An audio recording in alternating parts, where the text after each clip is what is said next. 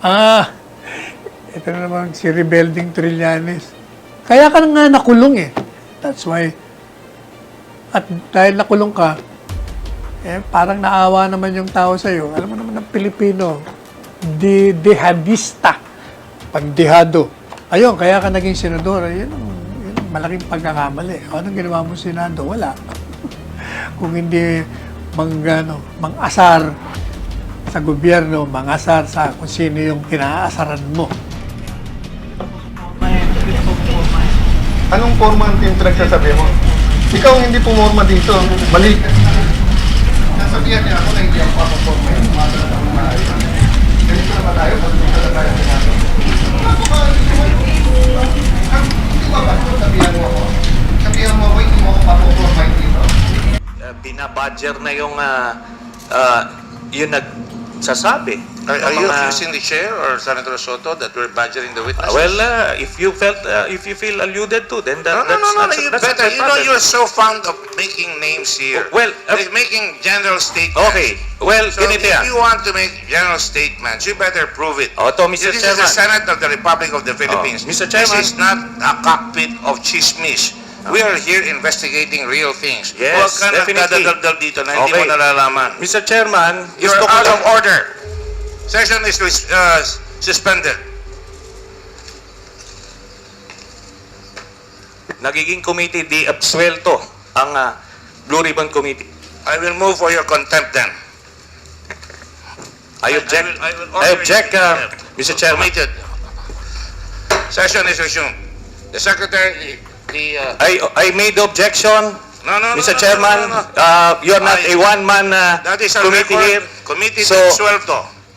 Yes, nagiging And committee de I will put you absuelto. under ethics now. Yes, please do so. I welcome that.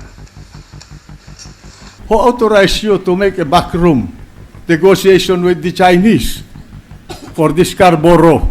Yes, and the And you were president. telling me about treason. Remember? Yes, and the that the president Secretary of just a minute. answered you directly that he authorized me. He told it in your face, Mr. President. What?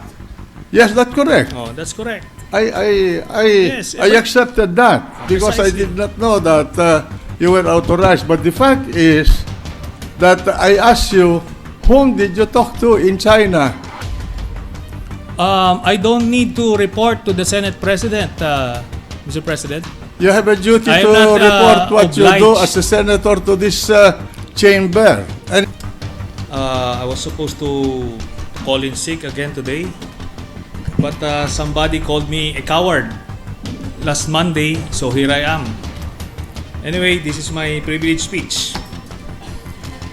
Gusto ko happy ka. Iyan po ang campaign slogan ng ating Senate President nung siya ay kandidato pa noong 2010 elections. Bumenta po iyan. Marami pong sumakay dyan. Pero ang nakakalungkot, sa pagpatakbo ng Senado, malayo ito sa katotohanan. Kasi po, ang kalakaran talaga dito ay kung gusto ko, isasagasa ko, kung ayaw ko, uupuan ko. I would like to ask questions from General. Session suspended. Is there any instance where I ask you or any one of you to vote according to my wishes? Mr. President, I'm asking you a question. That's irrelevant from this. I can cite several instances. You know, it's irrelevant because Yes. you are telling falsehoods here. I take exception to that statement. I am Mr. President. saying you are telling falsehoods here Well, because there are records of our proceedings. okay. Isn't it a fact that you are angry at me because you were asking me for an additional budget for your oversight committee and I did not allow it? No, that is a falsehood, All Mr. right. President. Okay, but the record is Which such record? now. Which record, Mr. President? Which record, Mr. President? Can, if you want, if you are actually daring this representation, Mr. President, for us to take out the list that detailed the actual budget for all the oversight, we can go there. But I'm not inclined to, Mr. President. You know, Mr. Senator, I was the one who took you out of the rut where you were imprisoned in Camp Crame. I never did this before. I went out of my way to talk to people so that you can get back here in the Senate, and I guaranteed your presence here. But I'm not saying this because Precisely I want you're you saying to it, Mr. owe President. any favor to me. I'm just putting that on record to show the character of each one of us here. Okay, second, I'm sure that you resented my statement when we were in the cabinet, when you were presenting your supposed position as against the position of the Department of Foreign Affairs, when President Aquino invited me to attend a cabinet meeting on the Scarborough problem, and I told you, who authorized you to make a backroom negotiation with the Chinese for the Scarborough? Yes, and the And you were president. telling me about treason, remember? Yes, and That the president Secretary of just a minute. answered you directly that he authorized me. He told it in your face, Mr. President. What? Yes, that's correct. Oh, that's correct. Yes, I accepted that because I precisely. did not know that you were authorized. But the fact is that I asked you, whom did you talk to in China? I don't need to report to the Senate President, Mr. President. You have a duty I to am not, report what you do obliged. as a senator to this chamber. And in fact, you have a duty to notify the office of the Senate President when you leave this country to go abroad. But I did And not. the only time that I have authorized you is one time. I do not know how many times you have been to China. My understanding is you have been to China talking to the Chinese government for 6 times already. Yes. And I And that did you not- have met them 15 or 16 times. For Yes. what reason? We do not know. Are you becoming a fifth columnist of the Chinese in this country? The Senate President is not privy to the backroom channel talks, and I'm not obliged in any way to I think you divulge. have a duty to inform the people. I'm not.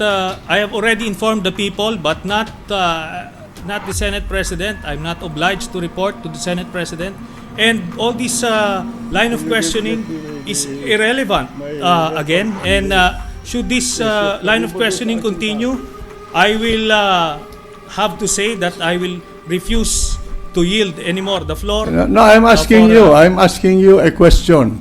You went to China.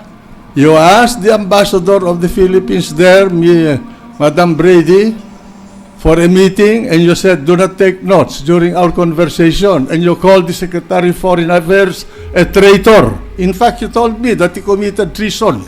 Yes, it was an executive session, and we're not supposed to And I divulge will what's read. happening in You the. want? I will read into What- the record your conversation with Brady But it's and his supposed to be. notes to the Department of Foreign It's Affairs. supposed to be a confidential matter. Yes, but there's nothing So, confidential. even in the executive meeting, cabinet meeting, in the cabinet meeting in Malacanang, Mr. President, I will refuse to answer if that's Because going you to be the cannot line. answer the No, questions I'm because going it's to ask going you to about be your improper meeting. in this particular interpellation. Because you cannot answer I the can questions answer. I'm going to I ask can you. answer, but I won't be baited into that trap. You met, The point you met here Brady. is, Mr. President, this is Mr. how I felt. President, may I request this gentleman Mr. President, to in be that case, admonished. I will refuse to yield the floor anymore Well, for in that case, I any will read interpellation. read into the record the notes that Mrs. Brady or Ambassador Brady wrote about your conversation with her in Beijing on August 12, 2012. You want me to read point this? of order, Mr. President. You want me to read this? A point of What is the order. point of order? The gentleman from the Bicol? Senate President may reveal sensitive information pertaining to foreign relations and national security, and I believe it is out of order in You this do not teach me what session. the parliamentary proceedings. I'm not answerable to anybody about There is a what point I of say order, in this hall. Mr. President. The Senate President may proceed. All right, and I have here the white paper that you've been writing about the Secretary of Foreign Affairs.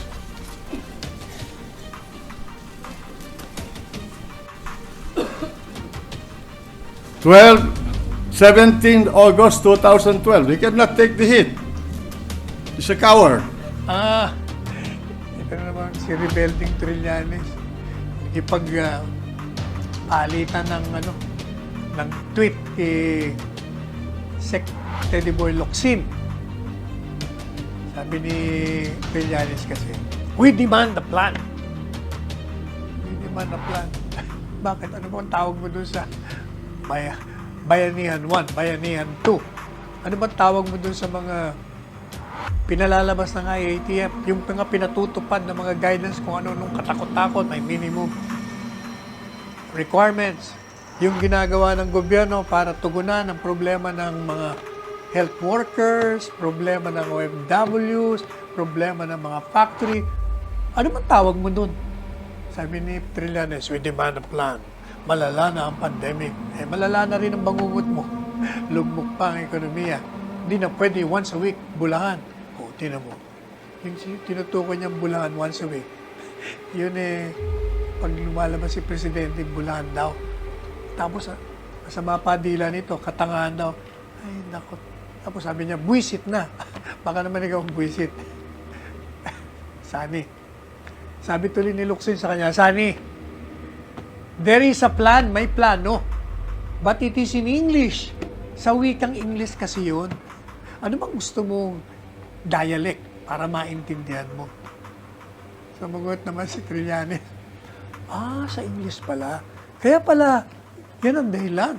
Ba't hindi naiintindihan ng stupid boss mo? O, tinan mo. Alam mo, Sani, Trillanes, yung mga description mo na stupid, si Presidente, yung description mo na hindi nakakaintindi ng English, you're actually describing yourself. Yun ang tunay na description mo. Tinan mo, anong ginawa mo? Pinag-aaral ka ng gobyerno. Di ba libre? PMA, graduate. Lahat, libre. Damit, pagkain, sweldo. Anong ginawa mo? Hindi ka nga pumunta sa larangan, nagkudita ka. Pagkatapos, tapang nga lang pala sa salita. Nung dumating yung mga sundalo ron, hindi ka nakapaputok ng baril, suko ka agad. Tapos, yung pang-hotel na pinuntahan niya ron, ang dami nawala ng kung ano nung mga gamit doon. O, kita mo na yan. Kaya ka nga nakulong eh. That's why. At dahil nakulong ka, parang naawa naman yung tao sa'yo. Alam mo naman ng Pilipino, dehadista. Pagdehado. Ayun, kaya ka naging senador. Yun ang malaking pagkakamali. Anong ginawa mo sa Senado? Wala. Kung hindi mang-asar sa gobyerno, mang-asar sa kung sino yung kinaasaran mo.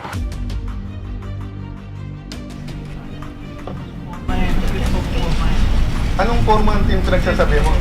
Ikaw hindi pumorma dito. Mali. Nasabihan niya ako na hindi ako papaporma. Ganito na ba tayo? Pagpunta na tayo sa natin. Di ba ba? Sabihan mo ako.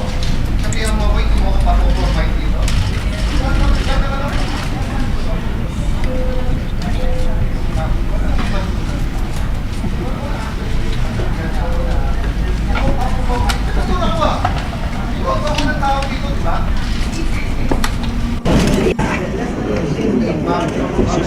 I will answer why I am that's ang problema, sasabihan niya ako sa mukha niya, hindi niya ako papaporma.